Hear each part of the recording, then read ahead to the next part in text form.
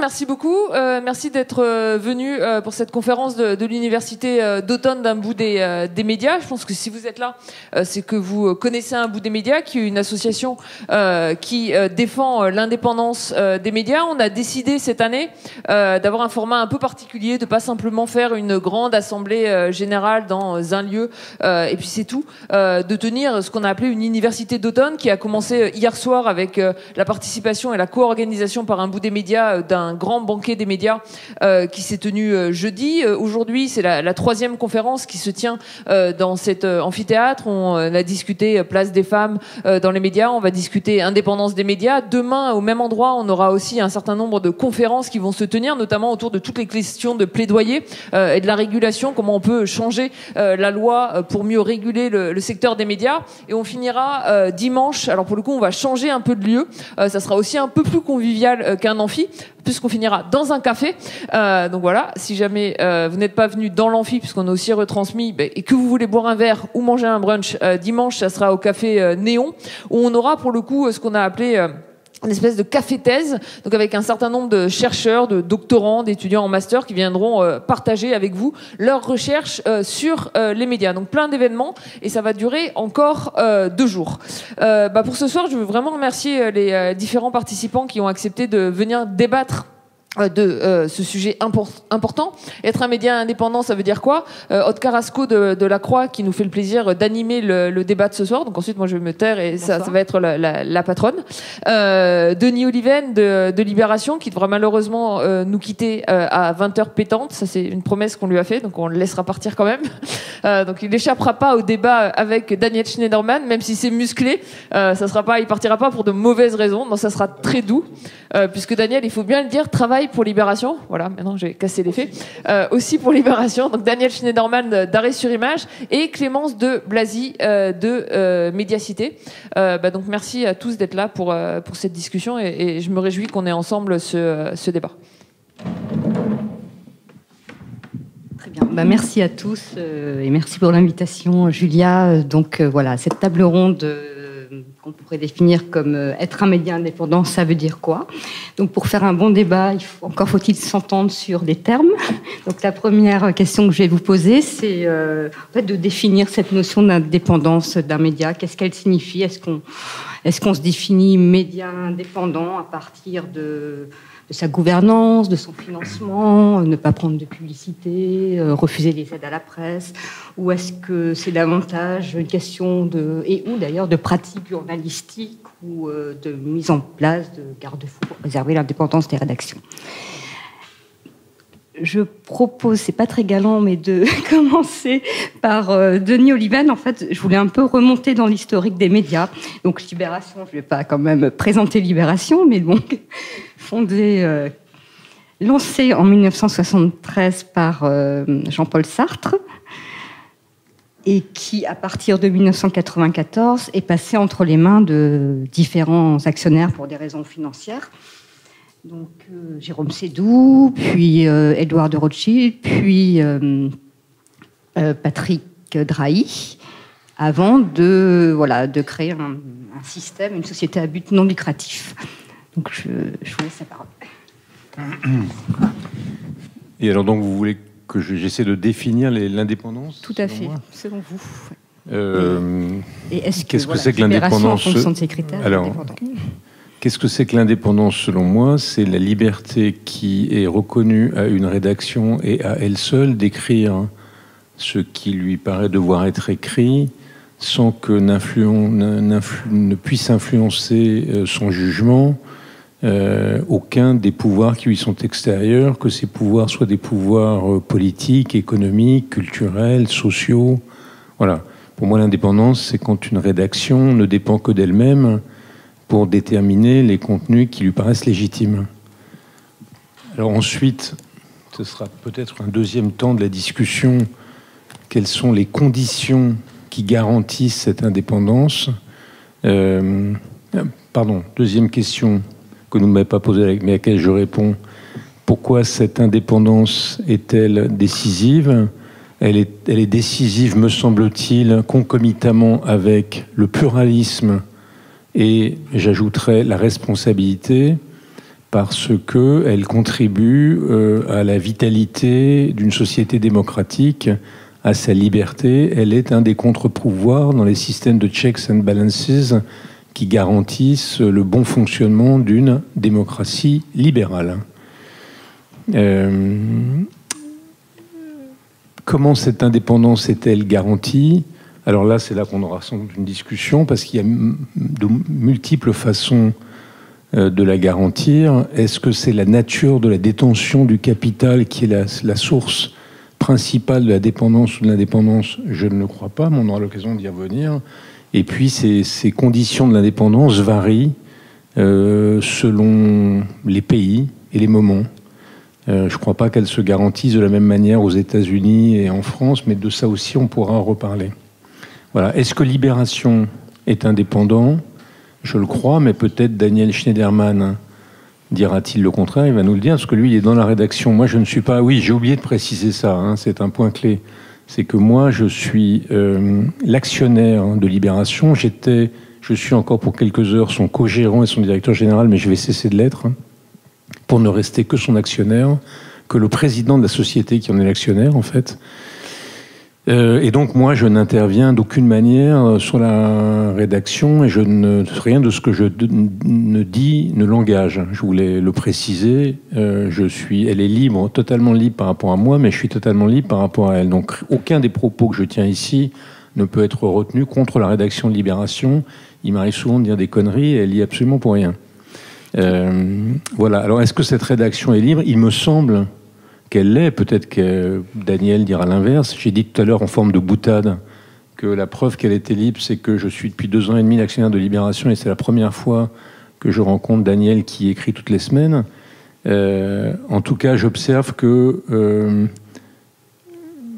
depuis, en effet, vous l'avez dit, 94, je crois, elle a été la propriété de Seydoux, puis Rothschild, puis Drahi, j'ai dû en oublier un au passage, Ledoux, sans que son indépendance, je crois, ait jamais été mise en cause. Et j'ajoute que cette indépendance a été garantie finalement sans règles au départ, et puis avec des règles ensuite, ce qui montre aussi, mais on aura peut-être l'occasion d'en parler, que les règles ne sont pas nécessairement la panacée, même si je crois que c'est tout de même elles, à la fin, qui sont déterminantes. Voilà, j'ai fait une longue réponse à une question brève. Merci Denis, et merci pour la transition. Donc peut-être Daniel, qui a créé en 2007 Arrêt sur Image, donc un des premiers médias bien, hein. Indépendants à se lancer sur le numérique. Donc même question... Qu'est-ce que pour vous un média indépendant? Je voulais parler d'Arrêt sur Image, mais je suis obligé de répondre à Denis Oliven. Non, mais juste sur un point de détail, quand Denis Oliven dit Daniel Sherman est dans la rédaction de Libé, c'est plus compliqué que ça. C'est-à-dire que j'ai écrit une chronique chaque semaine, mais je ne participe pas à la vie de la rédaction. J'ai jamais participé à une réunion, ni en présentiel, ni en visio. J'ai jamais mis les pieds au siège actuel de Libération, Place Ballard.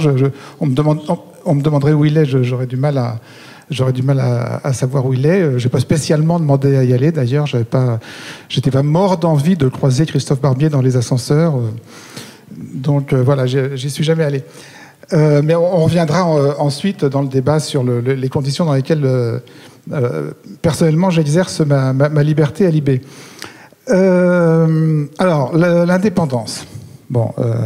Je n'ai pas envie d'être désagréable en disant que c'est un peu un débat tarte à la crème, mais enfin, ça fait quand même des années et des années et des années qu'on s'interroge sur qu'est-ce que c'est que l'indépendance des médias et quels sont les critères. Pour vous dire, quand avec Arrêt sur Image et 8 autres sites indépendants, on a fondé le SPIL en 2009, le syndicat professionnel de la presse indépendante en ligne, on a eu ces débats, non pas sur le sexe des anges, mais sur la nature de l'indépendance. Est-ce que quand on appartient à un groupe qui n'a d'activité que dans les médias, on est considéré comme indépendant? Est-ce que tel ou tel pourcentage du capital détenu par un groupe est compatible avec la définition d'un média indépendant? Donc, vieux débat assez furieux depuis des années d'ailleurs, qui oppose des deux positions, à mon avis, aussi caricaturales l'une que l'autre. la position en gros pour schématiser des gens qui parlent surtout sur les réseaux sociaux et pour lesquels, à partir du moment où un média est institutionnel, c'est-à-dire qu'il est détenu par un groupe industriel ou un actionnaire, de toute façon, il n'est plus indépendant et la propriété du média détermine sa non-indépendance. Et de l'autre côté, vous avez les fameux médias institutionnels, à la fois leur direction et leur rédaction d'ailleurs, mais qui répondent mais non, mais pas du tout, on écrit ce qu'on veut, on est parfaitement libre, etc. Je veux dire, bon. Évidemment, quand on va dans le réel, c'est plus compliqué que ça. C'est-à-dire que je ne pense pas qu'il y ait des médias indépendants et des médias pas indépendants. Je pense qu'il y a des degrés. Voilà. Il y a des degrés. Alors, on peut essayer de graduer un tout petit peu. Je veux dire, au sommet de l'indépendance, il y a le média qui est détenu par ses journalistes et que par ses journalistes. Donc, modèle Canard enchaîné, modèle Mediapart et à une échelle plus modeste, modèle Arrêt sur image. Pour vous dire, Arrêt sur image, donc, fondé en 2008, dans les conditions que vous connaissez peut-être pour certains d'entre vous, puisque c'était une émission de télé qui a été censurée par France Télévisions et qui s'est retrouvée sur le web. Actionnaire unique, MAPOM, de 2008 à 2021. Et en 2021, je commence à penser à l'âge venant. Je commence à penser à la relève. Et donc, l'année dernière, j'ai transféré la propriété de la société à son équipe de 9 personnes, dont je suis d'ailleurs une des 9, qui maintenant détient la propriété collective d'Arrêt sur image, avec des textes extrêmement rigoureux, définissant les conditions de l'exercice des responsabilités dans Arrêt sur image et qui ont été rédigées avec l'aide lumineuse de quelqu'un qui est présent dans cette salle et qui se reconnaîtra. Ça, je dirais, là, on ne peut pas faire plus indépendant que ça. Alors, en dessous, vous avez un certain nombre de médias, c'est le plus grand nombre de ce qu'on appelle les médias institutionnels, qui appartiennent à des actionnaires, que ces actionnaires soient publics ou soient privés, mais dans lesquels la répartition des responsabilités, des pouvoirs est encadrée par un certain nombre de garanties qui sont données à la rédaction. Alors je les cite en vrac, on va pas hiérarchiser.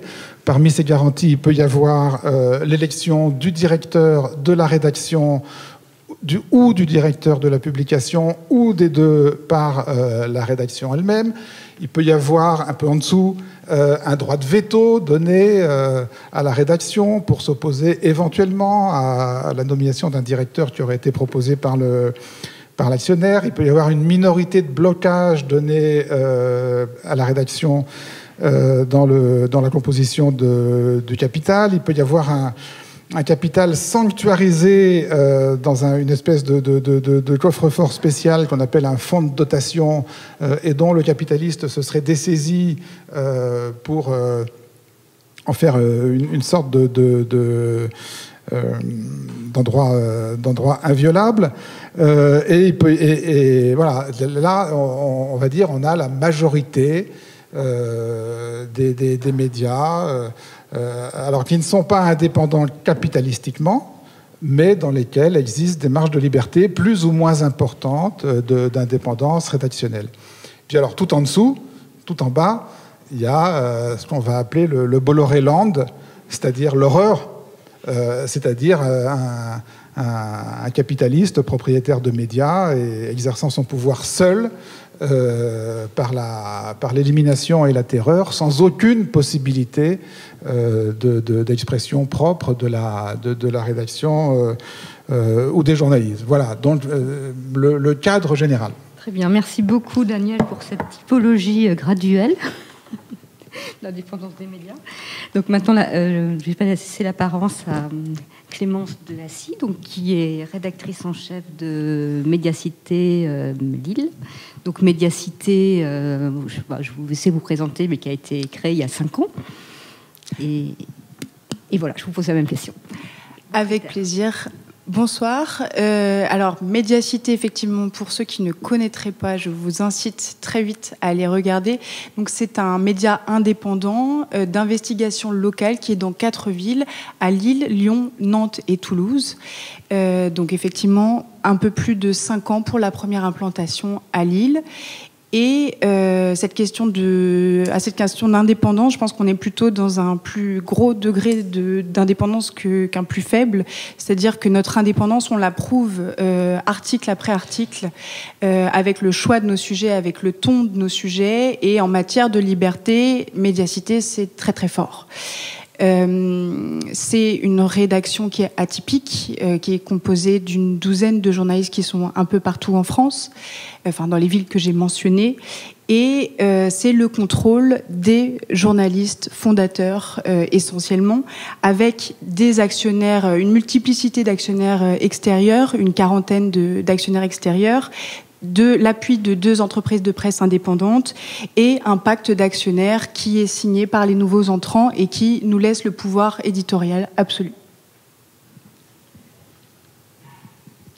Très bien. Vous avez aussi, vous donnez aussi des garanties d'indépendance au niveau des journalistes, de non-conflit d'intérêts. Vous avez aussi cette démarche. C'est très simple. De ce côté-là, on a voulu être absolument transparent et on a fait effectivement des fiches. Chaque journaliste de Médiacité a rempli une fiche pour expliquer son parcours, où il pouvait y avoir des conflits d'intérêts. Et donc, c'est totalement transparent et en ligne sur notre site internet.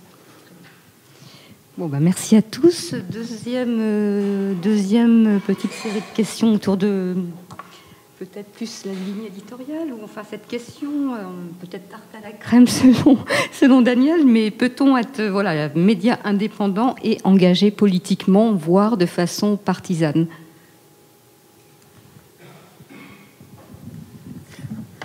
Peut-être que ça élargit un peu notre débat, parce que d'abord je voudrais revenir, si vous le voulez bien, engager la discussion sur un point qui me paraît assez important, c'est que Daniel, et je le comprends, crée un signe d'égalité entre la détention, fait de la détention de la nature du capital la condition de l'indépendance, puisque dans sa gradation, le plus indépendant, c'est le journal qui n'appartient qu'à lui-même, à ses journalistes, et le moins indépendant, c'est le journal qui appartient à quelqu'un d'autre qu'à lui-même, et le capitalisme, mais sans aucune règle protégeant la rédaction. Donc, déjà, je pense que ça pourrait mériter une discussion, parce que, d'ailleurs, lui-même en a fait les frais. Il a, si je ne m'abuse, quitté à une certaine époque une rédaction qui n'appartenait qu'à elle-même, et il a retrouvé sa liberté dans une rédaction qui appartenait à un capitaliste. Et à l'époque, en plus, je pense qu'à Libé, il n'y avait pas beaucoup de règles. Donc, je ne suis pas sûr que cette hypothèse de base soit toujours vérifiée. Premier point. Je ne suis pas sûr que l'indépendance éditoriale et l'indépendance capitalistique soient toujours liées l'une à l'autre. L'exemple que j'ai évidemment en tête, je le raconte, c'est une anecdote, mais lorsque j'ai passé une semaine au Washington Post pour essayer de comprendre comment ça fonctionnait, il y a 5-6 ans, à l'époque, c'était Marty Baron, qui était le rédacteur en chef du Washington Post, qui appartenait à Jeff Bezos, et qui d'ailleurs a permis au Washington Post de renaître de ses cendres. Et on était en plein milieu de la bataille quand le Washington Post faisait la guerre à Trump. Et j'ai demandé à Marty Baron, qui est ce journaliste très connu parce qu'il y a eu un film, parce que quand il était, j'oublie tout à coup, c'était l'Evening Standard, enfin je ne sais plus dans quel journal, il avait enquêté sur la pédophilie dans l'église de l'État ou de la ville dans laquelle il se trouvait. Il a reçu le Pulitzer, etc., etc. Bon, bref. Donc c'est une espèce de héros, un peu comme Ben Bradley à l'époque des hommes du président, du journalisme indépendant américain. Et quand je lui ai posé naïvement la question pour lui dire, mais qu'est-ce qui garantit votre indépendance? Alors il m'a fait reposer la question, il m'a dit, qu'est-ce que vous voulez dire? Je lui ai dit, quelles sont les règles qui garantissent votre indépendance? Est-ce que vous êtes élu par la rédaction? Est-ce qu'il y a une charte? Et il me dit, mais ce qui garantit notre indépendance, c'est que jamais il ne viendrait à l'esprit d'un propriétaire du Washington Post d'essayer même simplement de me dire ce que je dois écrire, et il ne me viendrait même pas à l'esprit, moi, de le dire à l'un de mes chefs de service. Donc là, on est aux États-Unis, Et vous voyez bien que la question de l'indépendance là-bas se pose pas exactement de la même manière. Elle est absolument liée à la puissance de sa rédaction. Bon, je ferme cette parenthèse. Je dis pas que c'est applicable en France parce que je sais bien qu'on a d'autres problèmes. Mais je voulais insister sur le fait que la détention, la nature, l'indépendance du capital n'est pas nécessairement la garantie de l'indépendance de la rédaction et inversement. Je reviens maintenant à votre question. Est-ce qu'on peut être un journal engagé et un journal indépendant ? Être un média indépendant, c'est obligé à une certaine forme de neutralité. Là encore, on pourrait ouvrir le débat infiniment, mais moi je crois que ça ouvre une deuxième question qui est qu'est-ce qu'un paysage de presse qui est une garantie de la liberté et de la démocratie? C'est un paysage pluraliste dans lequel peuvent cohabiter des journaux de différentes natures, des journaux qui appartiennent à d'affreux capitalistes et d'autres qui n'appartiennent qu'à eux-mêmes, des journaux qui sont purement des journaux d'information si ça existe et des journaux qui sont d'opinion, des journaux qui sont des journaux d'opinion et d'information. La garantie d'un système libre, c'est le pluralisme. Donc dans ce cadre, il peut y avoir des journaux qui sont indépendants et engagés, des journaux qui sont indépendants et pas engagés, des journaux qui appartiennent à qui ne sont pas indépendants et qui sont engagés, etc., etc. Donc je pense qu'à côté de la valeur de l'indépendance, qui est décisive pour certaines rédactions, il y a une autre valeur qui est le pluralisme de l'offre. Et il y en a une troisième sur laquelle on pourrait revenir, qui est la responsabilité. Je voulais juste rebondir sur cette question de la puissance de la rédaction, parce que je la trouve extrêmement intéressante. C'est un débat qui revient souvent et qu'on a pu avoir avec plusieurs médias, et comme Daniel tout à l'heure mentionnait l'horreur Bolloré. Il y a toujours cette rhétorique qui consiste de la part des rédactions les plus puissantes. Donc aux États-Unis, ce serait le Washington Post ou le New York Times.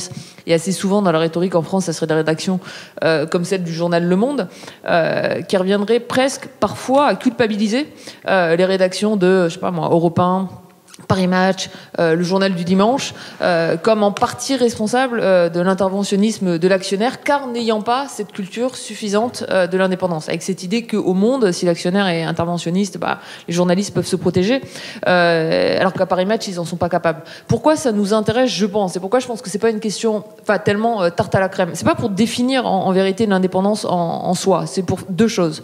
Je pense que, il y a une problématique, comment on garantit l'indépendance par la loi. C'est-à-dire, que doit faire le régulateur ? Que doit faire le régulateur pour protéger des médias qui ne sont pas le Washington Post ? C'est-à-dire, voilà, tout le monde n'a pas la force et le poids historique d'une rédaction suffisamment forte pour se défendre tout seul. Donc, qu'est-ce qu'on fait dans la loi par rapport à ça ?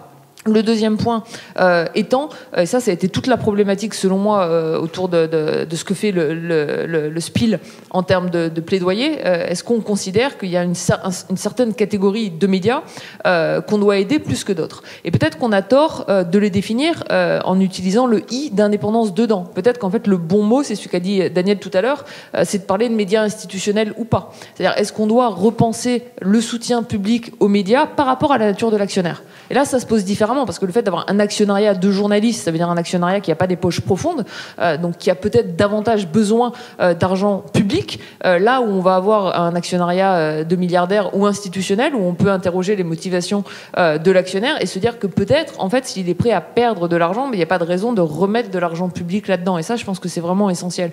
Dernier point que je veux souligner, parce que tout à l'heure, le Canard enchaîné était mentionné. Je trouve que ce qui se passe actuellement au Canard enchaîné, c'est un journal qui est très intéressant sur le papier. Quand on avait écrit avec Benoît sur les différents modèles de gouvernance des médias, on a souvent mis le Canard enchaîné comme un espèce de modèle idéal, avec ces structures qui a tous les avantages de la coopérative et pas vraiment ses défauts. Ensuite, on a eu pas mal de retours de la part de jeunes journalistes du Canard enchaîné qui nous ont dit, sur le papier c'est vrai, mais alors en vérité le Canard enchaîné c'est une dictature de 3 vieux journalistes qui ont gardé absolument tout le pouvoir sur les actions, en fait qu'ils les ont jamais revendus, donc les plus jeunes n'ont pas de pouvoir, pas de poids dans la gouvernance, et ça s'est refermé comme une espèce de piège. En fait, même l'actionnariat entre les mains des journalistes n'est pas forcément un actionnariat qui est démocratique en fonction de la manière dont le pouvoir se répartit.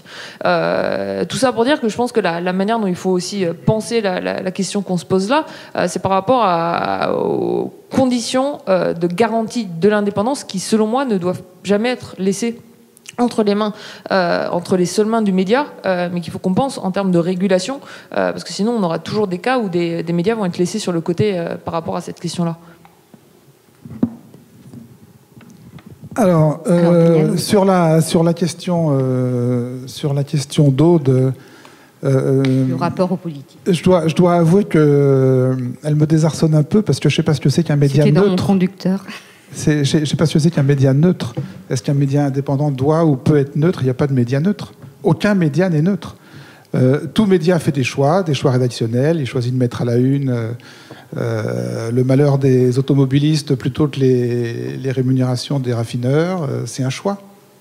Donc voilà, il n'y a aucune... La question était aussi sur l'engagement au niveau des idées, voire l'engagement ouvert pour un parti. Et la question suivante était quel garde-fou aussi mettre en place pour justement séparer commentaires et informations. Alors, de même qu'aucun média n'est neutre, tous les médias sont engagés. Même s'ils ne sont pas engagés aux côtés d'un parti, ils sont engagés au service d'idées, d'une conception du monde, d'une vision du monde. Donc je trouve que la question est un peu rhétorique. Mais je veux quand même répondre au scud de Denis Oliven, qui est un scud habile. Non, mais qui est un scud extrêmement habile. C'est vrai. Non, mais c'est bien joué. C'est très bien joué. C'est vrai que j'ai été viré du Monde. Alors, au Monde, je faisais le même boulot qu'aujourd'hui à Libé, c'est-à-dire je chroniquais et critiquais les discours médiatiques. Bon, et j'ai été viré du Monde effectivement, dans un journal dans lequel la rédaction détenait la majorité, en tout cas une minorité de blocage du capital du journal. Alors, c'est vrai aussi que, quelque part, comment dire, du fait même de cette rubrique, critiquer un média dans les médias, j'avais poussé l'indépendance et la liberté à leur maximum. Parce que je pense que dans un média, n'importe quel média, c'est ce qu'il y a de plus dur de critiquer, que ce soit les confrères ou même le média lui-même qui vous emploie. C'est ce qui fait le plus mal. C'est ce qui fait le plus mal parfois à la direction du média, c'est ce qui peut faire le plus mal à la rédaction du média dans lequel vous êtes. Donc on était absolument... C'était un cas de... Et je dirais que le miracle, c'est que ça ait duré aussi longtemps. On me demande souvent, mais pourquoi Arrêt sur Image a été censuré, ou pourquoi vous avez été viré du Monde, etc. Je trouve que c'est pas la bonne manière de poser la question. La bonne manière de poser la question, c'est comment a fait Arrêt sur Image pour durer aussi longtemps dans un boulot de critique de télé à la télé, et comment il se trouve qu'il y a des médias, des journaux qui acceptent aussi longtemps d'être critiqués dans leur propre colonne. Alors maintenant, on va tout de suite mettre les choses à plat. Oui, à Libé, ça va. C'est-à-dire que j'y suis... puisque j'y suis depuis maintenant 19 ans, c'est-à-dire j'ai presque passé autant de temps à Libé qu'au Monde, où je suis resté quand même 24 ans. Et que j'écris chaque semaine ce que je veux, sans aucune discussion préalable à la rédaction. Elle voit arriver ma chronique le vendredi à 16h. C'est l'horaire qui a été négocié librement. Elle n'en connaît pas le sujet à l'avance. Alors des fois, ça pose des problèmes de doublons, puisque des fois, il y a des papiers qui ont été prévus par la rédaction sur le même sujet, qui disent la même chose que moi, ou le contraire d'ailleurs.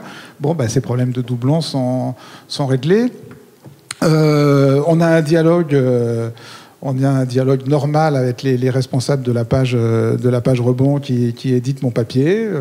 Il y a des fois, ils ne comprennent pas des choses. On rectifie, je clarifie. Moi, je trouve ça très bien d'être relu à partir du moment où il peut y avoir un dialogue de bonne foi et fécond avec les relecteurs. J'ai toujours trouvé la relecture dans un média, je trouve que c'est une grâce pour la personne qui écrit. C'est super. Alors, en 19 ans, il y a dû y avoir... on va dire, en 19 ans, je crois que les pétages de plomb sérieux peuvent se compter sur les doigts d'une main. J'appelle pétage de plomb sérieux. Je dois dire essentiellement sous la direction de Laurent Geoffrin. qui avait un épiderme particulièrement sensible sur la question, tout en étant en théorie parfaitement favorable à la critique de médias, sauf quand ça le touchait lui ou ça touchait son journal. Donc, pétage de plomb sérieux, engueulade au téléphone, c'est une fois allé jusqu'à la lettre. C'est même une fois allé jusqu'à la censure d'un papier, je ne me souviens plus du sujet, c'est allé jusqu'à la censure d'un papier, lui-même ayant pris soin de me prévenir auparavant que, bien entendu, je continuais la semaine suivante, mais que ce papier-là, il ne l'assumait pas. Bon, ça c'est très bien. Mais je dirais, Denis Oliven, que ce cas de figure ne définit pas une théorie générale. Et que je suis désolé de devoir persister dans ma théorie générale, qui est que tout de même, un média qui est détenu par d'autres que ses journalistes est un média qui court le risque d'être soumis un jour ou l'autre à l'arbitraire d'un patron. Alors il se trouve que jusqu'à maintenant, en effet, il n'y a pas eu d'exemple dans lequel j'ai observé, et bien j'observe attentivement, j'ai observé que la rédaction de Libération ait été, comment dire, se soit autocensurée ou ait été particulièrement timide avec ses actionnaires successifs. En même temps, je dois avouer que voir arriver dans le journal notre ami Daniel Chretensky, industriel des centrales usagées de son État, et le voir arriver avec effectivement le passé qu'il a, qui est dans l'immédiat, il faut le dire, dans l'immédiat, Chretensky est quand même ce propriétaire qui a fait modifier une couverture de son hebdomadaire Marianne, qui trouvait insuffisamment engagé aux côtés d'Emmanuel Macron. Ça se passait pendant la présidentielle, et je pense, Denis Oliven, que vous en avez encore le souvenir. Bon, alors, comment se fait-il, avec ce passif-là en matière de liberté de la rédaction, que vous soyez allé le chercher lui, et est-ce que vous lui avez demandé des garanties qu'il serait plus respectueux avec Libé qu'il ne l'a été avec Marianne au moment de la présidentielle? Bon, d'abord, je précise qu'il n'est pour l'instant, et jusqu'à preuve du contraire, que celui qui a prêté de l'argent à Libé. Donc il n'est pas... Alors vous me direz, on dépend de ses créanciers, mais... Il est rentré au fonds de dotation, c'est quand même il a fait un don. Oui, il a fait un don au conseil d'administration. Il a fait un don au fonds de dotation, et il a un membre sur 3 du conseil d'administration. Mais par ailleurs, comme vous le savez, le fonds de dotation n'intervient pas dans la gestion de Libération, parce que légalement, il n'a pas le droit de le faire. Et donc, il a cédé à votre serviteur le contrôle opérationnel de la maison qui chapeaute Libé. Donc on a un système de balance et de poids et de contrepoids, de pouvoir et de contre-pouvoir, qui est de ce point de vue assez rassurant. Mais je reviens un instant. Donc il n'est pas le propriétaire. On ne va pas éluder la question, on est d'accord. Non, je ne vais pas l'éluder du tout. Il a été reçu, ou plutôt il a reçu les représentants du CSE, des délégués syndicaux et de la Société des journalistes de Libération, qui ont demandé à le recevoir ou à le voir, ils se sont vus et ils lui ont posé la question. Il a eu, je dois dire, l'échange avec eux était... Pardon, ils ont posé la question à Marianne, spécifiquement? Oui, ils ont dit, voilà, vous avez fait ça à Marianne? Oui. Et il a dit, pas du tout. Il a dit, et d'ailleurs, globalement, l'échange entre eux était d'une grande franchise. Je pourrais vous le retracer, mais on n'a pas le temps. Donc il n'a éludé aucune question, il a répondu très très franchement. Et il a dit en substance qu'il ne partageait pas les idées de Libé, qu'il n'entendait pas que Libé partageait les siennes. Excusez-moi, pas du tout. Je vais répondre. Je réponds. Alors il a dit, non, je vais répondre, je ne vais pas éluder la question. Je crée un peu de suspense, Daniel. Donc il a précisé que c'était pas parce qu'il partageait les idées de Libé qu'il le soutenait, que d'ailleurs il ne s'intéressait pas au contenu de Libé. Libé était libre de son contenu. Ensuite on lui a posé la question, oui mais d'accord, mais pourquoi est-ce qu'à Marianne? Il a dit, moi à Marianne, d'abord on était dans des circonstances différentes parce qu'il n'y avait pas toute la structure de Libé. J'ai acheté Marianne en direct, donc Polonie je la connais, on se parle 1 ou 2 ou 3 fois par an maximum, et rarement du journal, et je ne suis jamais intervenu sur le journal. Quand je lui ai confié la rédaction du journal, je lui ai dit, je vous confie la rédaction du journal alors que vous ne partagez aucune de mes idées, mais vous me paraissez convenir au journal Marianne et à sa ligne. Et je ne vous demande rien, je n'interviendrai jamais, je ne m'intéresse pas à vos contenus. La seule chose que je vous dis, c'est que si vous n'êtes pas un journal qui défend la société démocratique, c'est votre liberté la plus grande et je ne vous virerai pas. Mais moi, je n'ai pas envie de financer un journal qui ne fait pas ça. Mais c'est ma seule exigence. Et par ailleurs, lui a-t-il dit, c'est ce qu'il a raconté, hein, par ailleurs, je pense aussi, je défends la presse professionnelle parce que je pense qu'il faut des journaux qui travaillent professionnellement dans le flux Internet où ils se racontent n'importe quoi. Donc j'attends de vous que du point de vue de la déontologie journalistique et des règles, vous les appliquiez. En dehors de ça, je n'ai aucune exigence. Et elle m'a appelé, a-t-il dit, ou plutôt c'est pas lui qui l'a raconté parce qu'il a dit j'ai eu une discussion avec Natacha dont je suis tenu par le secret de notre discussion, mais posez-lui la question. Mais moi, j'avais parlé avec Natacha, donc j'ai raconté devant lui une chose qu'il a confirmée. Vous, Denis Oliven. Oui. Et donc, elle l'a appelé au moment où elle était sur cette couverture de cette une du journal. Elle a appelé, pas seulement lui, elle a appelé une série de personnes pour avoir leur avis sur.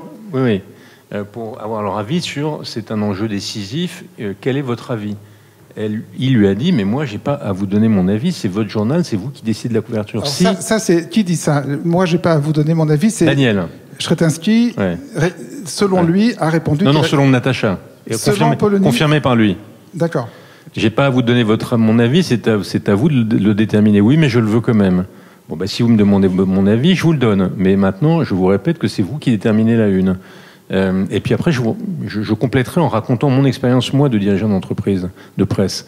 Et il lui a dit, moi, voilà, vous faites ce que vous voulez, mais dans le choix entre Macron et Le Pen, c'est pas un choix gauche-droite, c'est un choix démocratie, pas démocratie. Et donc, si vous êtes ambigu, c'est une façon de vous exprimer. Donc voilà, maintenant, vous faites ce que vous voulez. Et après qu'elle a fait sa tambouille, elle a choisi sa une. Maintenant... Non, alors attends, juste une chose. Non, c'est très intéressant, parce que c'est la première fois qu'il s'est raconté comme ça. C'est-à-dire que Polony elle-même n'a jamais dit publiquement que c'était elle qui avait appelé Shretinsky pour faire valider sa couverture. Je crois qu'elle l'a dit, en tout cas elle me l'a dit, et elle l'a confirmé. C'est pas la version qu'elle a donnée publiquement. Elle dit il y a eu une discussion, mais elle n'a jamais dit publiquement que c'est elle qui l'avait sollicité. Voilà. Mais elle dit elle-même, elle m'a raconté elle-même qu'elle ne l'avait pas appelé pour avoir une instruction. Elle l'avait appelé pour avoir un échange avec un certain nombre de gens dont la vie lui paraît...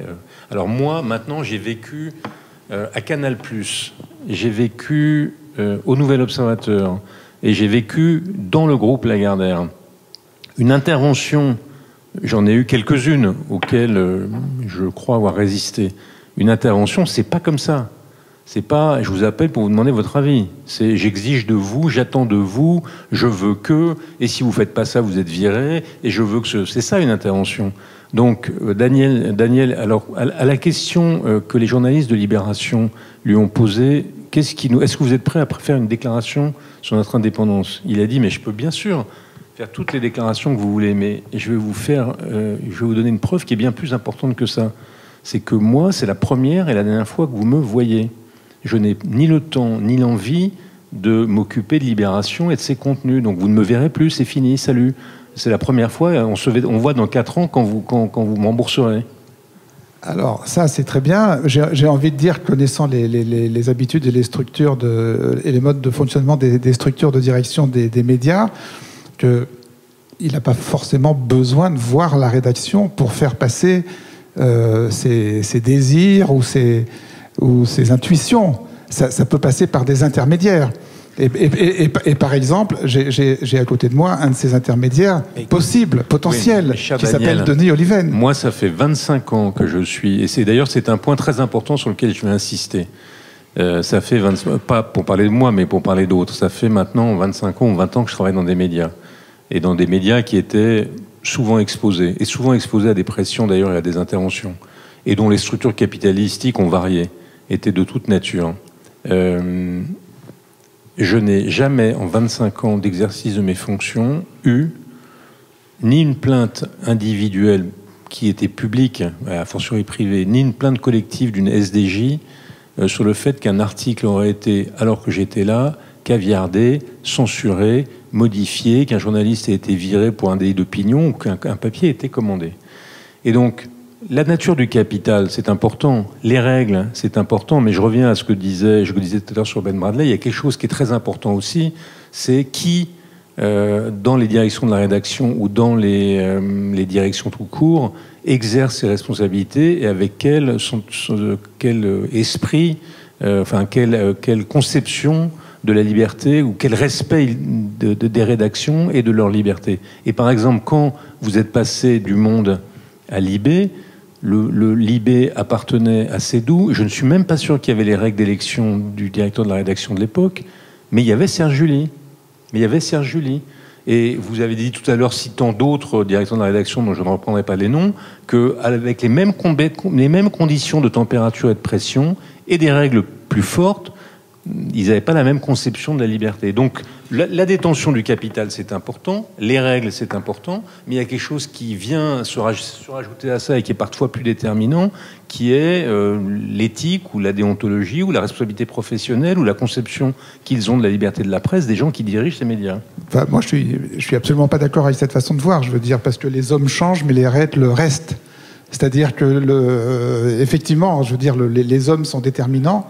Mais les hommes partent, d'autres arrivent avec les mêmes règles, et je me sens plus sécurisé, si vous voulez, avec des règles qui me donneront la sécurité qu'avec un patron qui, voilà, un coup sera sympa et le coup suivant sera beaucoup moins tolérant. Mais vous avez vous-même dit qu'avec les règles de Libé, second qui était le patron n'avait pas les mêmes résultats. Donc l'indépendance, c'est une combinatoire de différents éléments. Alors, juste pour terminer, je ne veux pas qu'on monopolise. Non, mais je sais que vous avez envie d'avoir du sang, c'est pour ça que vous en avez mis à la même tribune, mais je ne voudrais pas monopoliser. On est en pleine thérapie de couple et je suis au milieu du couple. Là, je suis entre les deux. Imaginez, vous êtes en face, moi je suis entre les deux. Mais c'est sympa, non ? Oui, j'espère pouvoir à un moment vous expliquer. Au moins, on ne s'ennuie pas. On ne s'ennuie pas, non, on ne s'ennuie pas.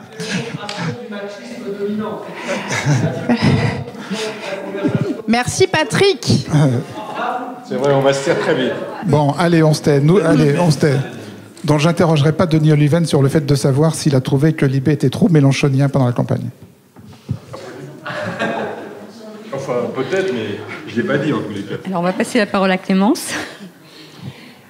Du côté de Médiacité, pour le rapport politique, et puis vous, petit média, média encore fragile financièrement, face à des enquêtes quand même très politiques, économiques, et quelques procès aussi potentiels. Bien sûr.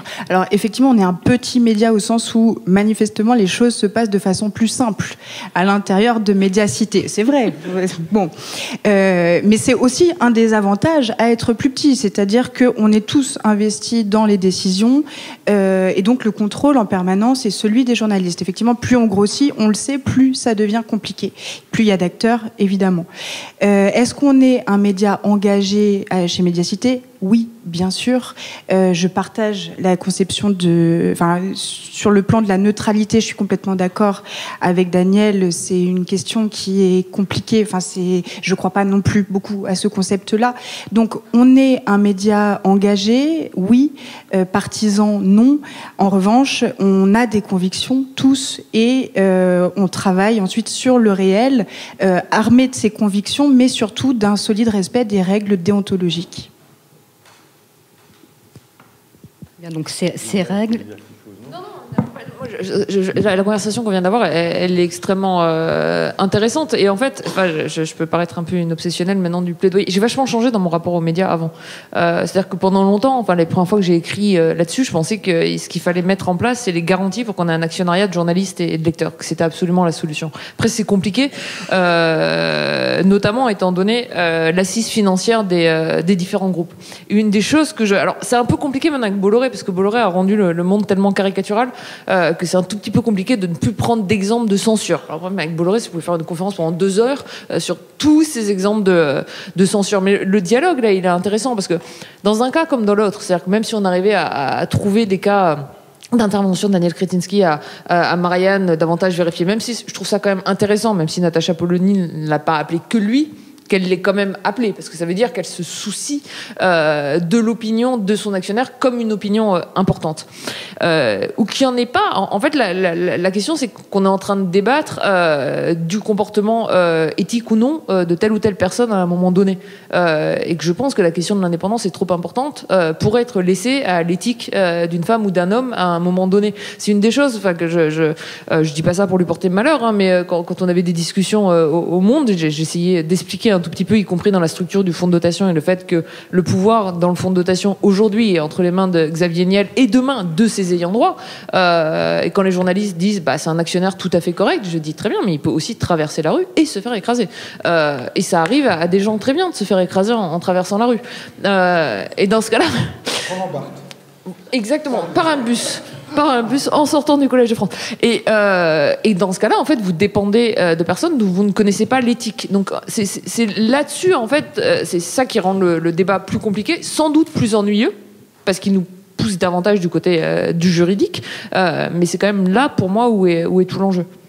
Non, mais je suis tout à fait d'accord avec vous. C'est pour ça que je dis que c'est une combinatoire. Mais je pense qu'il y a un point qui est plus important encore que tout ça, c'est le pluralisme du paysage des médias. Je vais vous dire un truc qui va faire que je vais sortir d'ici avec du goudron et des plumes. Si déjà je n'en suis pas menacé.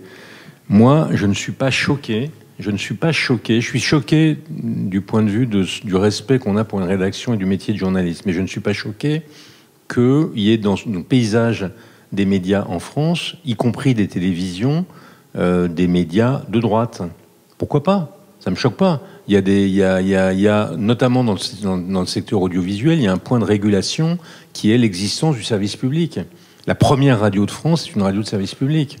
Donc Europe 1 soit une radio de droite, c'était pas la conception que j'en avais quand j'y étais, mais pourquoi pas ? Ça me choque pas. Ce qui serait choquant, c'est qu'il n'y ait que des radios qui soient, ou que des télévisions, ou que des journaux qui soient soit d'un type d'engagement, soit dont aucune rédaction ne soit libre. Parce que si aucune rédaction n'est libre, la qualité professionnelle de l'information est mise en cause.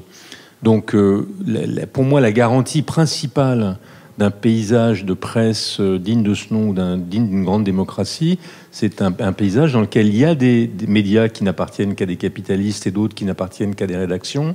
Il y a des médias dont les règles d'indépendance sont garanties, dont l'indépendance est garantie par des règles et d'autres moins, etc., etc. Et dans lequel il y a une offre pluraliste, dans lequel chacun, selon son opinion, peut trouver l'organe de presse qui lui parle. C'est ça, c'est une garantie. Donc il faut qu'on puisse garantir l'indépendance dans un certain nombre de cas. J'y suis très favorable. Et moi, personnellement, je n'imagine pas de travailler dans un journal qui n'aurait pas ces garanties, ou je n'imagine pas qu'on puisse travailler dans des médias qui n'auraient pas une garantie de professionnalisme et d'indépendance de la rédaction.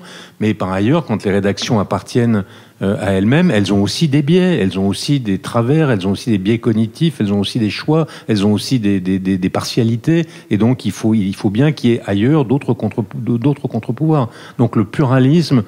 Il faut que pour moi, un paysage médiatique équilibré, c'est un paysage dans lequel il y a des médias dont l'indépendance rédactionnelle est absolument garantie, et d'autre part, c'est un paysage dans lequel il y a une exigence de responsabilité dans un certain nombre de médias aussi, et enfin dans lequel il y a un pluralisme de l'offre. Voilà. Si ces trois conditions sont réunies, on a un paysage médiatique d'une grande démocratie, et sinon pas. Je pense que tout le monde sera d'accord avec vous en termes de pluralisme, mais quel contrat de lecture aussi ou contrat de confiance se mettre en place avec le lecteur ou l'auditeur pour qu'il ait en fait cette notion, qui prenne pas pour objectif entre guillemets, sachant que l'objectivité n'existe pas, mais ce qui est totalement déguisé, ce qui est un engagement déguisé. On va pas faire référence à ces news ou autres, mais non mais oui. Je pense que les lecteurs du Figaro savent ce qu'ils achètent. Je pense que les auditeurs de téléspectateurs de CNews savent ce qu'ils regardent. Autrement dit, est-ce qu'il faut séparer commentaires et information pour le coup, sur CNews, c'est pas évident. C'est ça qui est intéressant. Pour avoir étudié CNews sur les 20 dernières années, quand ça s'appelait encore iTélé, et que vous classez, on l'a fait avec des co-auteurs en regardant tous les invités, vous classez tout le paysage médiatique français. Au moment du rachat de CNews par Bolloré, ça s'appelait iTélé, et c'était plutôt à gauche, et c'était plus à gauche que le reste du spectre politique. Merci, c'est moi qui étais le patron de Canal quand on l'a créé. Bah voilà, donc vous sortirez avec des goudrons, des plumes et de gauche. Ça sera pas mal. Quand c'est racheté par Bolloré, et c'est un peu la même stratégie d'ailleurs que Murdoch avec Fox News, et qu'il y a un changement de ligne en entier. Alors déjà, il y a deux questions. Il y a le changement de ligne et il y a ce qu'il a fait de l'information et des journalistes. C'est deux problèmes différents, mais parlons uniquement de la ligne pour l'instant. Il le fait pas du jour au lendemain. C'est-à-dire que c'est pas un changement de nom, de ligne éditoriale. Il dit pas du jour au lendemain à ses téléspectateurs, vous êtes de gauche, vous pouvez zapper, vous êtes de droite, d'extrême droite, parce que faut quand même dire les mots, vous pouvez venir voir ces news. Tout le changement, il se fait progressivement. Et c'est pour ça qu'il est tolérable.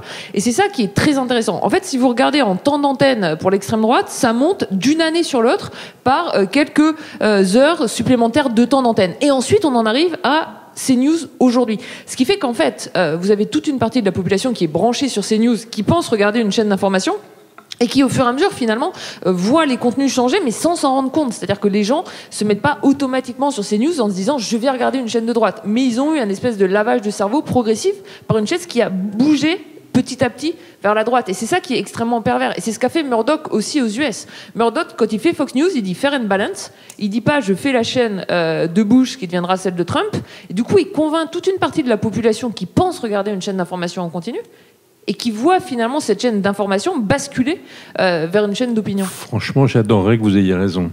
Mais je pense qu'il n'y a pas... si on était dans un pays dans lequel on n'a pas ce niveau de vote pour l'extrême droite, après des années où nul n'ignore maintenant ce qu'est l'extrême droite, je pourrais adhérer à votre thèse des gens qui regardent CNews sans comprendre que Pascal Praud est très engagé politiquement ou que... je ne sais plus comment elle s'appelle, enfin bref... Je n'y crois pas, je pense que les gens savent exactement ce qu'ils regardent et ils ont envie d'avoir ça. Et après tout, pourquoi pas, puisqu'on est dans un pays dans lequel la liberté d'opinion existe. Ce qui serait dramatique, ce serait que, et c'est un peu vrai pour la télévision s'il n'y avait pas le service public, heureusement qu'il y a le service public. Et donc quand on dit par exemple en radio, mais France Inter est de gauche, c'est vrai que France Inter est de gauche, mais j'allais dire heureusement que France Inter est plutôt de gauche, parce que tout le reste du paysage radiophonique est assez marqué, clairement. Donc, oui, c'est vrai que dans un paysage idéal, le service public ne devrait être ni de gauche ni de droite. Mais dans un paysage comme le nôtre, que le service public soit plutôt de gauche ne me choque pas. Et je pense que les gens savent exactement... Alors, quand on interroge les gens qui écoutent France Inter, on voit qu'il y en a 25%, ou je ne sais plus combien, qui ne sont pas de gauche. Mais les gens qui écoutent France Inter savent ce qu'ils écoutent. Donc je pense qu'il faut faire l'hypothèse que les gens savent ce qu'ils font, qu'ils sont adultes, majeurs et vaccinés, et que sauf quelques personnes qui sont abusées, l'essentiel de ceux qui écoutent CNews ont choisi CNews. Je suis absolument pas du tout d'accord avec ça. En fait, alors là pour le coup c'est une anecdote, voilà, qui vaut ce qu'elle vaut. Mais donc je suis originaire de la Creuse et donc je vais chez des amis creusois régulièrement. Et pour plein de gens, donc moi j'aime parler de médias, j'aime demander aux gens ce qu'ils consomment comme médias, à quoi ils sont abonnés, etc. Ça m'intéresse évidemment. Et parfois, j'ai été surprise de voir que des amis étaient sur CNews et donc j'ai engagé la discussion sur ce sujet. C'est pas des idiots, ce sont eux, les gens. Et en fait, les gens, pour beaucoup d'entre eux, CNews égale BFM égale chaîne d'information en continu et tout est pareil. Tant qu'il n'y a pas de... il faut que ce soit clair. Et là, c'est pas clair. Donc, je vais complètement dans votre sens, Julia. Non, en fait, c'est pas parce que c'est évident pour nous que c'est évident pour les gens. Il faut savoir que Pro, il vient du foot. C'est-à-dire qu'il n'a pas fait venir des politiques au départ. Pro vient du foot et va faire de la politique. Christian Kelly est censé venir du CSA. Il met des personnalités qui ensuite vont complètement dévier politiquement, arrêter de faire de l'information, mais qui ne viennent pas directement finalement d'un paysage politique ultra marqué. Donc c'est pas évident de l'extérieur pour les gens qui regardent. Oui, mais c'est vrai que nous, qui regardons ça de très près, on a... Je pense, je suis d'accord avec mes deux voisines, on a sans doute tendance à surestimer la lucidité des téléspectateurs par rapport à la couleur politique d'un média. Non, juste un mot, parce que je sais que Denis Oliven va partir, et avant qu'il soit couvert de goudron et de plumes, je voudrais quand même revenir sur... vous avez dit, je suis pour qu'il y ait des médias de toutes les tendances, y compris des médias de droite. Mais franchement, j'ai l'impression qu'on ne vit pas dans le même monde. Moi, j'ai l'impression qu'il n'y a que ça aujourd'hui, des médias de droite. Je veux dire, enlevons Libé. dont l'audience, malheureusement, n'est pas celle d'un média de masse comme une télé d'info, ou l'influence en tout cas, n'est pas celle d'un média de masse comme une chaîne d'info continue ou comme France Inter. Enlevons Libé, enlevons peut-être un peu l'Obs et un certain nombre d'hebdos, mais je veux dire, le paysage des chaînes d'info, c'est quoi? Le paysage des chaînes d'info, c'est soit le pénoïde comme CNews, soit totalement macronisé comme BFM. LCI étant un peu entre les deux.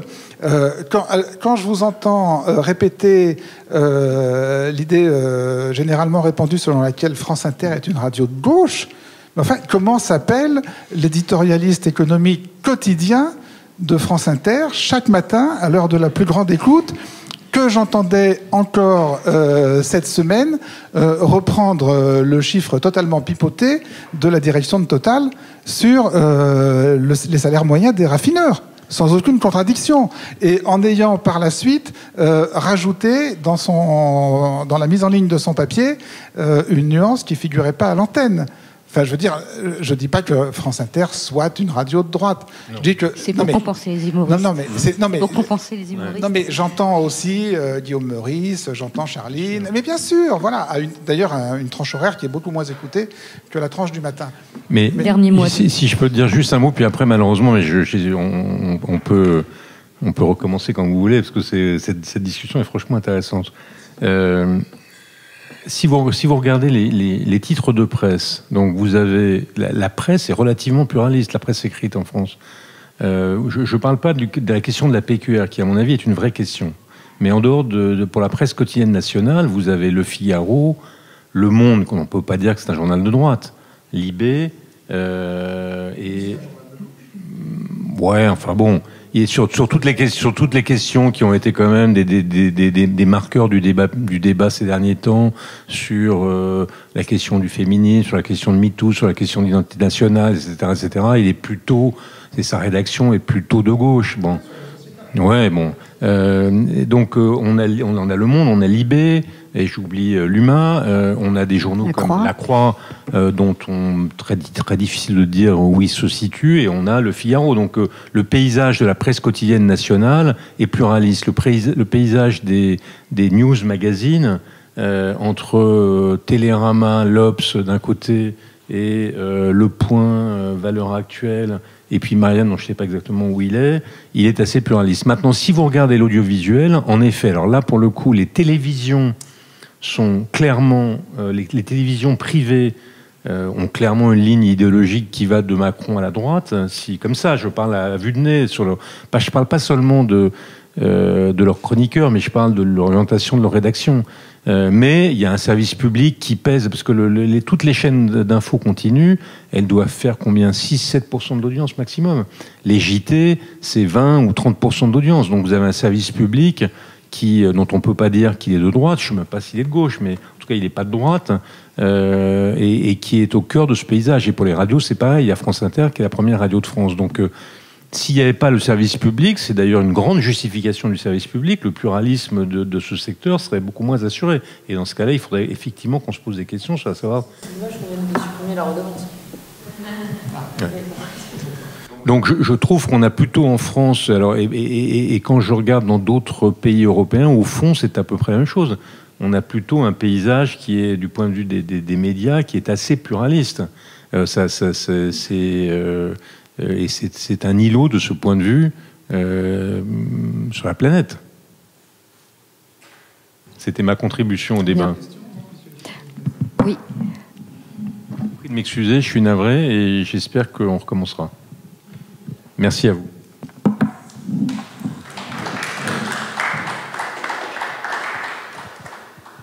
Merci de nous bien. Alors, des questions dans la salle? On va essayer.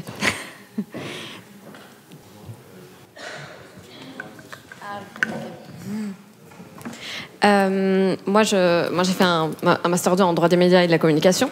Et justement, en fait, cette question du pluralisme politique dans le champ, C'est une question qui m'intéresse beaucoup, et notamment sur le temps de parole des différents aussi. Moi, je suis entièrement d'accord avec vous sur CNews, la manière dont c'est monté, la manière dont la parole de l'extrême droite, puisque c'est pas vraiment la droite, mais c'est l'extrême droite qui a pris énormément de champ et sans contradiction surtout. Donc, je pense que la problématique, c'est pas nécessairement d'être toujours partisan, mais c'est qu'en fait, à l'heure actuelle, je trouve, du moins dans les médias audiovisuels, c'est qu'il n'y a plus de contradiction qui est réellement formée, en fait. Et je pense qu'il est là surtout le problème de nos médias à l'heure actuelle et également qui a impliqué, moi, je pense, d'une banalisation de certains discours, peut-être aussi, et qui peuvent aussi conduire à certains votes, peut-être à l'échelle nationale. Et du coup, en ça, je ne suis pas d'accord avec Monsieur Oliven, qui plutôt dit qu'il y a un discours. Le discours n'implique pas du coup le vote, et il voit plutôt le vote qui implique ce discours-là. Je pense que c'est plutôt l'inverse, et par ce manque de pluralisme politique et de débat aussi, je pense. Merci. On n'a pas parlé du sujet de la publicité. Qui peut avoir une influence au niveau des choix, ou de l'autocensure peut-être même plutôt dans ce cas. J'aurais abordé ce sujet. Et puis, par rapport à ce que tu as dit, Julia, tu as parlé du canard enchaîné. Et je savais pas ce que tu as dit concernant les jeunes journalistes. Et quelque part, je suis pas surprise. J'ai l'impression que c'est un journal qui veut plaire à son électorat et qui s'est enfermé à son électorat, à ses lecteurs, pardon. Je voulais ses lecteurs, ses lecteurs, et qui s'est enfermé justement peut-être dans un type de et j'ai entendu certaines personnes reprocher au canard enchaîné son insistance à critiquer par rapport au féminisme, par rapport à et je me demandais si finalement il n'y avait pas une sorte de le fait que ce soit que certains journalistes, il y a un biais qui Alors, mais c'est clairement, si je peux dire un mot sur le canard, la manière dont je vis les choses, oui, c'est clairement un journal de vieux mecs qui a laissé passer le féminisme, voilà, qui a laissé passer le féminisme parce que c'est des vieux mecs, et c'est d'ailleurs, c'est d'ailleurs inquiétant de voir qu'avec la structure économique en apparence la plus saine, ce soit arrivé à devenir cette espèce de dictature effectivement de trois gérontes, oui. Alors, je serai un peu plus nuancée pour les connaître et avoir fait des récents sujets là-dessus. Il y a un réel problème de gouvernance, ça c'est évident, qui se posait déjà quand ils ont fêté leurs 100 ans. Et il y a toute une histoire aussi à travers ça qui remonte, quoi. C'est vrai que les plus anciens journalistes, ils ont connu la fameuse veuve, le maréchal. Donc il y a un truc un petit peu d'ordre psychologique, de transmission du ton, etc. Ce qui n'excuse pas tout. Mais c'est un journal qui a continué à vivre de façon extrêmement familiale. Et effectivement, où on se disait pas tout, on allait prendre un café. Et qui, effectivement, les plus jeunes journalistes n'ont pas du tout les mêmes salaires et ne sont pas actionnaires. Donc il y a tout un côté un peu de... il faut faire ses preuves. Il y avait même un journaliste qui me racontait qu'avant on donnait une grande clé pour pouvoir rentrer à la rédaction au bout de 7 ou 8 ans. Voilà, c'est un journal... Non, c'est un journal qui est en train de... c'est un journal qui est en train de changer, qui a des problèmes de gouvernance, mais il ne faut pas non plus tout... Il y a quand même des femmes qui ont été embauchées, c'est difficile, et je pense que c'est dans l'intérêt du pluralisme de la presse que ce journal retombe sur ses pattes, et tout le monde veut qu'il ait un avenir. Abonné au canard et qu'on... Non, pas Daniel. Mais non, mais je veux dire, on a tous un amour. Enfin, moi, c'est un journal pour lequel j'ai une grande affection. C'est le premier journal papier qu'il y avait chez mes parents, que j'ai toujours vu. C'est une vraie crise interne. Je trouve ça intéressant que malgré leur modèle de gouvernance et le fait qu'ils, pas de pub, indépendance, réserve infinie. Enfin, ils avaient. Bon, que malgré tout, ce journal connaisse cette crise-là, c'est quand même assez révélateur, et ça montre qu'il n'y a pas de modèle parfait non plus. Bien sûr. manque de gouvernance démocratique, on va dire. Oui. Et de lucidité quand même sur certains sujets.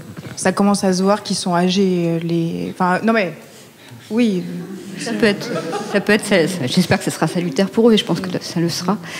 Alors sur la publicité, on est assez mal placé, je pense, parce que bon, moi j'appartiens à un titre qui n'en reçoit pas beaucoup. Arrêt sur image, vous n'en avez pas. Pas du tout. Et puis vous. Et Médiacité, pas du tout. Et ben voilà. Non, mais après, oui, alors c'est vrai que c'est marrant parce que quand on parle d'indépendance, tout de suite on pense indépendance politique, indépendance par rapport aux propriétaires, et vous avez tout à fait raison de rappeler qu'on oublie l'autre pan qui est la dépendance par rapport aux annonceurs, par rapport aux diktats des annonceurs qui peuvent parfois être extrêmement précis, qui ont le pouvoir effectivement de boycotter un média qui leur plaît pas. Et qui peut d'ailleurs inhiber les rédactions, c'est peut-être le plus pervers selon moi, et qui peut d'ailleurs inhiber les rédactions sur le sujet même de la publicité. C'est-à-dire que moi je trouve que la toxicité de la pub pour la presse est un sujet terrible pour la presse, et que c'est un sujet qui est sous-traité par la presse qui vit de la pub. C'est comme ça que ça se situe. Et puis des méthodes aussi qui sont beaucoup développées, le native advertising, je ne sais pas si ça vous dit quelque chose, en fait, c'est de la publicité déguisée, c'est un reportage qui est en fait financé par une grande boîte, quoi. Et souvent qui n'est pas confié à des journalistes maison, mais à des pigistes. Non, y compris, c'est le plus grave, y compris à le New York Times, par exemple, leur service de native advertising s'appelle Paid Post. Ça va être marqué tout en haut, en tout petit, Paid Post. On va cliquer dessus, ils vont dire c'est pas la même rédaction, mais en fait, c'est quand même alors, c'est pas la même rédaction à un moment T, mais les journalistes peuvent très bien passer de l'une à l'autre, et ça pose énormément de problèmes. Avant, ça s'appelait presque de la marque blanche. C'est-à-dire que vous mettez toutes les compétences au service pour que ça ressemble à du contenu éditorial, alors qu'à l'arrivée, c'est de la pub. Mais juste, si vous voulez, j'aimerais bien vous entendre à la fois, Clémence et Daniel, sur la question qui a été levée de la dépendance, et même Aude, au lectorat, parce que c'est une question qu'on avait eue historiquement par rapport à la Croix. Cette idée de dire que si finalement la Croix obéissait plus à ses lecteurs qu'à ses actionnaires sur un certain nombre de sujets, les lecteurs de la Croix étaient, par exemple, au moment du mariage pour tous, étaient davantage conservateurs que les actionnaires et les journalistes de la rédaction, et il y aurait eu des sujets qui auraient été censurés par les lecteurs si on leur avait donné presque trop de proie. Donc comment le journaliste peut parfois essayer de faire correctement son travail, pas en ayant en tête les pressions de l'actionnaire, mais en ayant en tête le fait de ne pas déplaire à son lecteur. Alors nous, en l'occurrence, on a un seul actionnaire. C'est une congrégation religieuse qui détient 100% du capital. Bon, qui n'a pas la réputation de trop intervenir, mais voilà. Et pour la question du mariage pour tous, bon, moi je ne suis pas du tout au service religion, donc j'ai suivi d'un peu loin, mais je pense qu'on a été reconnu pour un travail journalistique qu'on a essayé d'accomplir, qui n'a pas toujours plu à une partie du lecteur, c'est-à-dire qu'on a fait des reportages dans les familles homosexuelles. Voilà, on a vraiment essayé de traiter le sujet de façon avec une approche la plus large possible. Bon, il y avait certainement des éditos qui étaient peut-être un peu différents, mais bon, voilà. En tout cas, en essayant d'avoir une approche un peu humaniste, et c'est vrai que c'était une période un peu difficile, je pense, avec les différentes manifs, mais après, nous, on a un rapport au lecteur assez proche, c'est-à-dire on est à un titre, il y a 3 personnes qui s'occupent du courrier des lecteurs.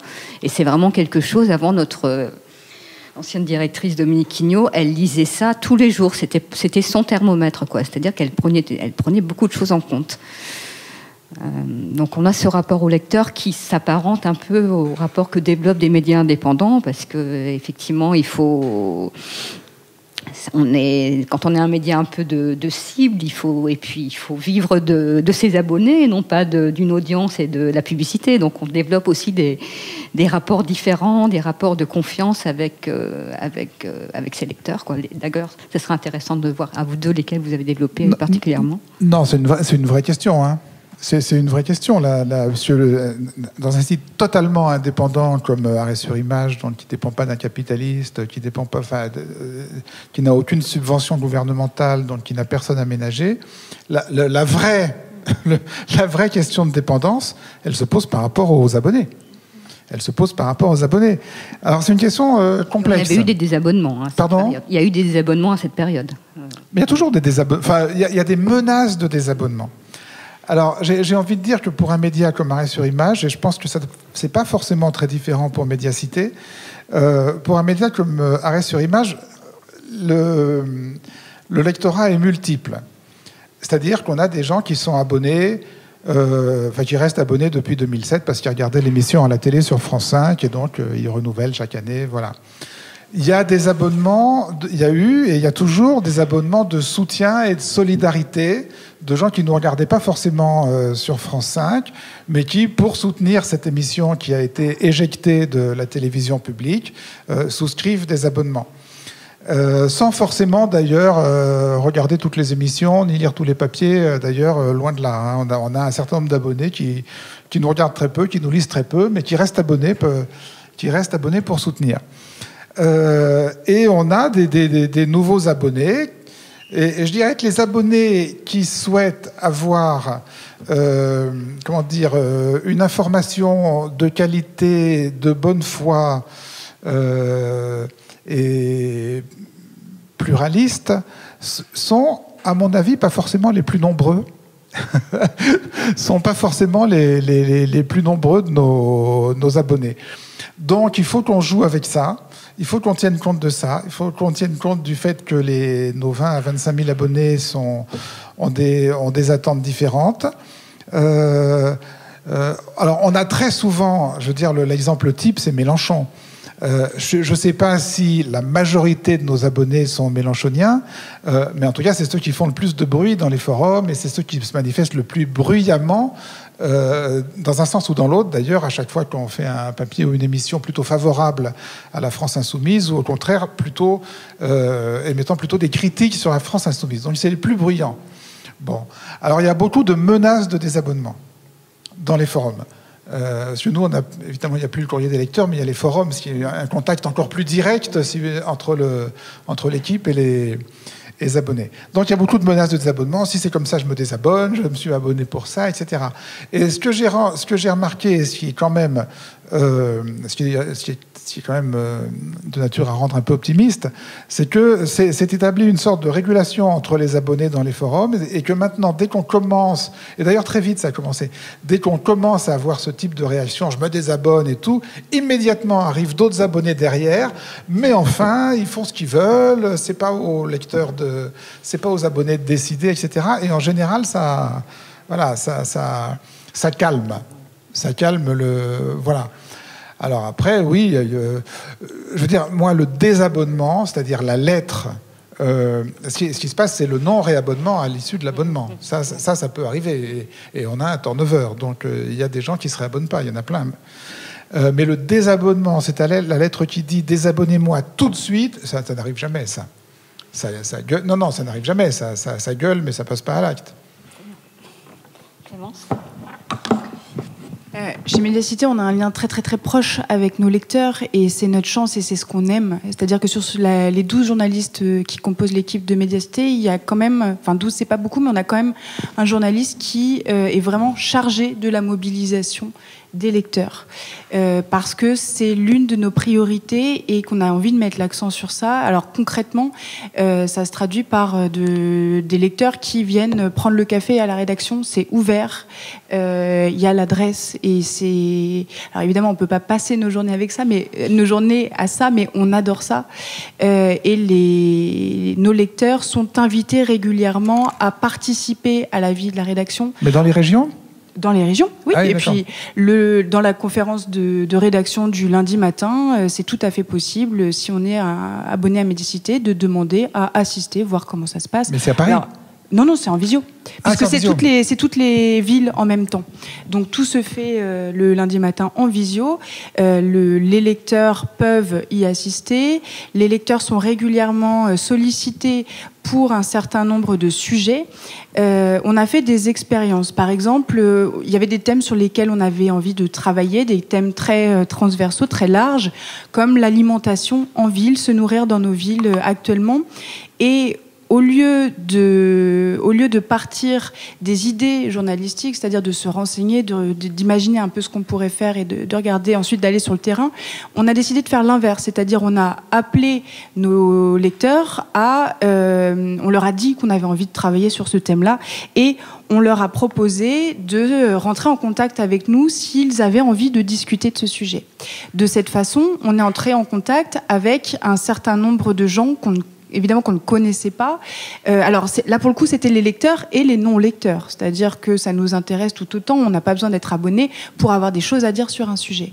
Et donc, on a eu des agriculteurs, on a eu des gérants de supermarchés, de coopératives bio, on a eu des personnels de cantine. Enfin, de cette façon-là, on a mobilisé des gens à qui on n'aurait pas forcément donné la parole en temps normal, on les aurait pas forcément rencontrés, et on a créé des tables rondes thématiques sur un certain nombre de sujets. Donc c'est beaucoup de temps pour classer, regarder ce qui nous arrive, etc. Et on a donc en amont engagé un certain nombre de discussions sur ces sujets entre des professionnels qui n'étaient pas forcément tous d'accord, loin de là. Et sur cette base, on a décidé d'angles et donc d'un certain nombre de papiers qui impliquaient ces lecteurs-là. Et on a trouvé l'expérience absolument passionnante. En termes de temps, c'est énorme aussi, c'est très très chronophage, mais on a envie de continuer de tenter ce genre de choses parce que on croit, Mordicus, que ça participe au rétablissement d'un lien de confiance avec nos lecteurs. Alors évidemment, parfois, c'est même normal, il y a toujours des mécontents, il y a toujours des gens qui ne comprennent pas, qui nous écrivent, on leur répond et très rapidement ça se règle parce que déjà nos lecteurs sont toujours surpris quand on leur répond et qu'on leur répond vite parce que parfois ils ont besoin d'exprimer quelque chose, ils s'attendent pas forcément à trouver quelqu'un derrière. Donc on prend le temps parce qu'on aime ça et parce qu'on a l'impression que ça nous fait avancer et que les choses sont plus intéressantes ainsi. C'est une forme de journalisme participatif que pratiquent aussi Les Jours et Nice Matin. Très bien. Alors, on va même plus loin, pardon. Je rajoute juste une petite chose. Il y a encore autre chose, c'est que tout est sur Médiacité, tout est en ligne. C'est-à-dire qu'on publie nos comptes. On publie nos déclarations d'intérêt. Enfin, on va très loin dans la transparence. Et quand on a des procès, on en fait le récit. On a des procès, évidemment, on fait de l'investigation. Donc, régulièrement, on a sur les cas de ville des procès. Et donc, on explique tout est clair, tout est sur la table. Voilà. Très bien. Donc, si vous avez de la famille, des amis, ou si vous-même vous habitez Lille, Nantes, Lyon ou Toulouse, abonnez-vous à Médiacité. Faites-vous des petits cadeaux de Noël parce qu'ils en ont besoin et puis ils font un travail Mediapart des grandes villes, on peut un peu dire. Ouais. Est-ce que vous avez d'autres questions dans la salle? Oui, j'ai une question. Clémence de Blazy en a parlé un tout petit peu, mais l'indépendance, on parlait des lecteurs, mais alors je crois que c'est le cas à Arrêt sur Image aussi, c'est les procès qu'on vous fait. Et j'imagine que ça coûte cher, que ça prend du temps, et que oui. Alors effectivement, il y a un spécialiste dans la salle, mais est-ce que c'est aussi pour vous un risque d'autocensure ou même de censure carrément? Non. Non. Heureusement, alors on n'a pas la trésorerie du Canard enchaîné, hein, loin de là, mais en tout cas, on a le minimum de trésorerie qui nous permet de voir venir sereinement les frais engagés par un procès quand un procès arrive. Voilà. Là, il y en a eu deux récents. Depuis 2 ans, moi, j'assume plus la direction de la rédaction. Hein, c'est plus moi qui m'en occupe. Donc, il y en a eu 2 dans la période récente. Ben voilà, on va les assumer. Je pense que un procès doit pas. Enfin, je veux dire, on doit pas renoncer à un sujet ou on doit pas. On ne doit pas s'auto-censurer aussi peu que ce soit parce qu'un procès menace. Alors après, il faut respecter les règles. Faut respecter les règles de la diffamation qui sont bien connues de tous les journalistes. La bonne foi, l'absence de volonté de nuire, le contradictoire. Mais à partir du moment où on respecte tout ça... Et nos abonnés, nos avocats qui nous connaissent bien sont généralement très sereins et on leur donne que des procès faciles, gagnés d'avance quasiment. Mais même si là, quand même, pour dire un petit mot de l'actualité récente, ce qui vient de se passer entre Patrick Drahi et Reflet, avec la décision du tribunal de Nanterre qui fait de la censure ex-ante, si ça devait se reproduire et qu'on puisse utiliser en fait à opposer le secret des affaires à la loi de 1880 sur la liberté de la presse, ça risque de poser des problèmes dans le futur parce que là c'est une manière en fait de même plus pouvoir enquêter en se disant de toute façon on fait notre travail, on va gagner le procès après, puisque la décision qui a été prise par le tribunal c'est d'interdire à Reflet de publier des documents qu'ils n'ont pas encore publiés. Donc c'est de la censure ex-ante. Je pense que j'avais jamais vu ça, même dans aucun pays avant, et c'est quand même une tendance, enfin en tout cas si ça devait se transformer en tendance, qui est extrêmement dangereuse pour la liberté de la presse en France. Alors je suis d'accord pour dire que c'est extrêmement inquiétant. Maintenant c'est une procédure qui est en cours. Donc ils ont, enfin je veux dire, Drahi a tenté. Réussi pour l'instant à faire juger l'affaire non pas par le tribunal de grande instance mais par le tribunal de commerce. J'imagine que ça va aller jusqu'au bout et qu'un jour ou l'autre la Cour de cassation devra dire si ce type de contentieux peut légitimement être jugé par un tribunal de commerce ou si c'est un délit de presse qui doit être jugé en correctionnel comme tous les délits de presse. Voilà. Mais effectivement, là, il y a un moment un peu difficile, un peu compliqué. Il y a un moment un peu compliqué. D'ailleurs, ils ont lancé une cagnotte aussi pour soutenir leurs frais judiciaires. Alors après, voilà, ce qui est formidable aussi, c'est que ce genre de procès suscite des mouvements de solidarité immédiats de la part du public et de la part des abonnés et des lecteurs. Je veux dire, voilà, je ne sais pas si c'est une raison de se rassurer, mais Reflet, ils ont sécurisé leurs frais de justice pour plusieurs années. Nous-mêmes, quand il a été annoncé qu'on était poursuivis arrêt sur image par une bande de faussaires gougnafiers dont le métier consistait à fourguer des fausses informations dans l'espace public, dans les réseaux sociaux et même dans les médias, on a bénéficié d'une solidarité conséquente sous forme de dons sur la plateforme J'aime l'info de la part d'un certain nombre de nos abonnés. Donc, je veux dire, dans l'écosystème, il faut tenir compte de ça aussi. Je veux dire, il se passe un truc autour de la presse indépendante qui n'existe pas dans la presse institutionnelle. C'est-à-dire, dès que la presse indépendante est menacée par une procédure abusive, il y a une solidarité très concrète, heureusement, qui se manifeste. Mais pour le coup, là, je ne suis pas sûre. Je pense que si ce qui est arrivé à Reflet était arrivé à Libération, avec les mêmes difficultés derrière pour payer, il y aurait pu avoir un mouvement de solidarité et les gens auraient été prêts à financer, non ? Ah, je pense que Alors c'est un peu, je dis Libération exprès parce que c'est Drahi, donc il n'aurait pas attaqué quand même son propre journal, quoique. Encore. Mais encore que. Mais bon, il gagne de tous les côtés s'il attaque son journal.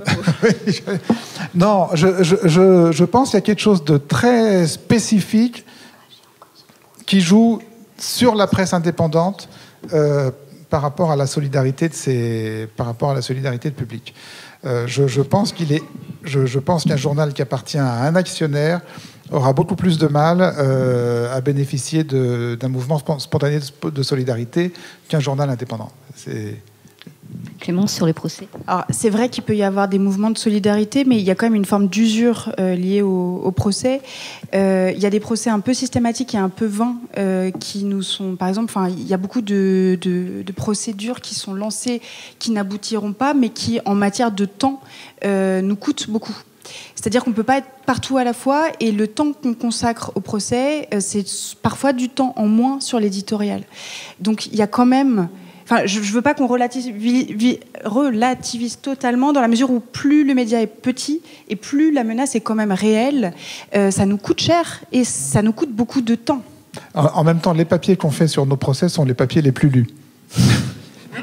Enfin, si on parle de ça, moi j'ai eu une petite expérience éditoriale au Seuil, quand j'ai publié un bouquin qui s'appelle Contre Bolloré. Enfin, déjà, j'ai eu un bras de fer avec mon éditeur qui voulait pas de Contre Bolloré dans le titre. Et c'est la première fois qu'un livre que j'ai écrit se fait relire entièrement par un service juridique et que 2 phrases ont sauté. Sinon le livre allait pas paraître par crainte d'un procès en diffamation et que c'était un livre à 3 € en l'occurrence, donc il allait rapporter absolument 0 € à l'éditeur qui voulait pas prendre le risque de perdre un procès en diffamation. Donc on peut se dire quand même, et c'est le Seuil, c'est-à-dire que c'est pas l'éditeur le moins bien assis de la place de Paris ou le moins indépendant, puisque c'est ni Editis ni Hachette. Donc voilà, c'est ça aussi. Ça pose quand même pas mal de questions en termes d'autocensure. Pas pour des mauvaises raisons, ne pas déplaire à l'actionnaire ou ne pas déplaire aux annonceurs, mais simplement, on peut pas prendre le risque d'un procès, donc il y a des choses qu'on va pas faire. Très bien. Merci à tous de votre attention. Merci aux participants et très bonne soirée.